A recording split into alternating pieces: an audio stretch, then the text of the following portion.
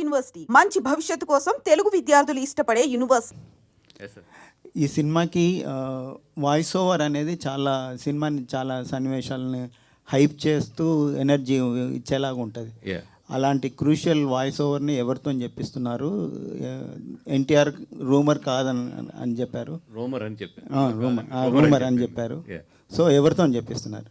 లేదండి, total we are going with a dubbing professionals only because we have hardly 1 week of the time. ఇప్పుడు ఈ టైంలో నేను స్టార్స్ని వాళ్ళ ప్రోగ్రామ్స్ ఈ బిజీలో ఉన్న వాళ్ళని పట్టుకుని తీసుకొచ్చి డబ్బింగ్ చేయించడం అనేది హైలీ ఇంపాసిబుల్. అందుకని right now we are concentrating on the dubbing professionals. దాని నుంచి ఎంత బాగా ఎన్హాన్స్ చేసుకుని దీన్ని క్వాలిటీ తీసుకురావాలని ఆలోచిస్తున్నాం తప్ప ఇంకా వేరే రూట్లో ఏం ఆలోచించట్లేదు యాజ్ ఆఫ్ నౌ.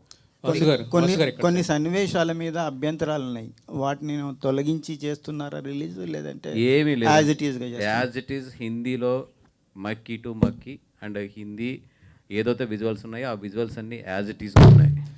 వాసు గారు, ఇక్కడ అంటే సినిమా ఆల్రెడీ 470 కోట్లు ప్లస్ కలెక్ట్ చేసి అక్కడ ఇంకా సక్సెస్ఫుల్గా 600 ప్లస్ ఇప్పుడే పంపించారు. 600 ప్లస్ అంటే మనకి యాక్చువల్గా అయితే అంత పెద్ద సినిమా మీద ఒక 100 కోట్ల వరకు పరువు నష్టం దావా అనే కేసు కూడా పడింది. దానికి ఏంటంటే రెండు పేర్లు వాడారు, గనోజీ అండ్ కన్హోజీ అని చెప్పి.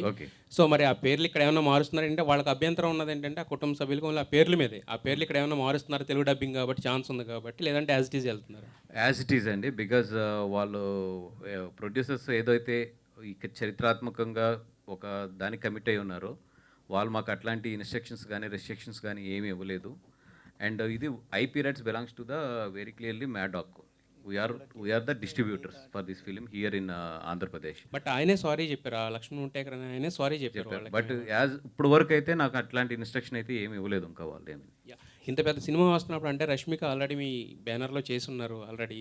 సో మీ బ్యానర్తో మంచి అసోసియేషన్ ఉంది, మరి ఆవిడకి కూడా కొంచెం ప్రమోషన్స్కి ముందుకు వచ్చి ఉంటే కనుక ఇంకా బెటర్ రీచ్ వచ్చి ఉండేది కదా.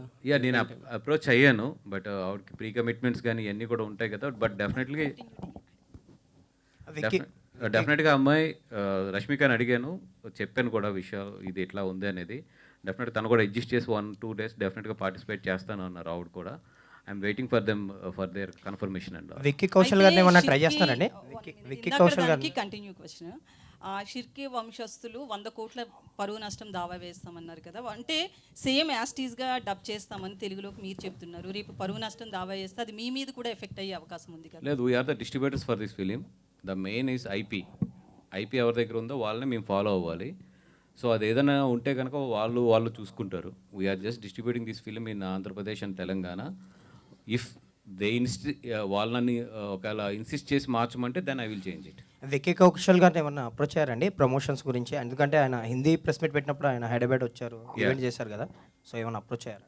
లేదు, వాళ్ళు విక్కీ కౌశల్ గారి టీము అయితే చాలా ఎనర్జెటిక్గా ఉన్నారు. తెలుగులో రిలీజ్ అవుతుంది, మేము ఏం చేయాలి, దీనికి ఎట్లాంటి పార్టిసిపేషన్స్ చేయాలి అన్నీ కూడా. వాళ్ళు ఏంటంటే బుధవారం ప్రీమియర్కి మేము రావచ్చా, ఒక ప్రీమియర్ కింద ఏదైనా వేయచ్చా అని అడిగారు. బట్ యూ నో దట్ మన ప్రీమియర్స్కి ఇప్పుడు అంతా కూడా ఇక్కడ రిస్ట్రిక్షన్ ఉంది, బై కోర్ట్ ద్వారా అవ్వచ్చు లేదా బై గవర్నమెంట్ ద్వారా. అందుకని ప్రీమియర్ అనేది విత్ స్టార్స్తో ఇలా పోతున్నాం ఇక్కడ. వాసు గారు, ఇది తండేలుకి థియేటర్ నుంచి ఏ మేరకు లాభాలు వచ్చాయి సార్?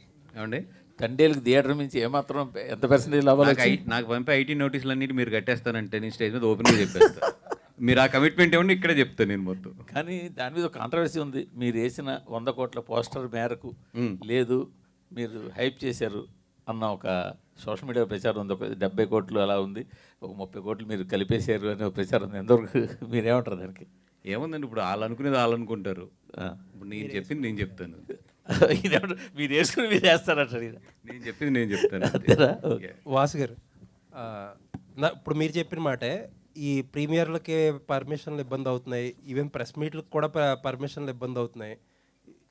ఇందాకే తెలిసింది వార్త ఏంటంటే షూటింగ్లకు కూడా గవర్నమెంట్ సైడ్ నుంచి పర్మిషన్లు ఇవ్వడానికి ఇబ్బంది అవుతున్నాయి అంటున్నారు. ఏంటి పరిస్థితి ఒక ప్రొడ్యూసర్గా?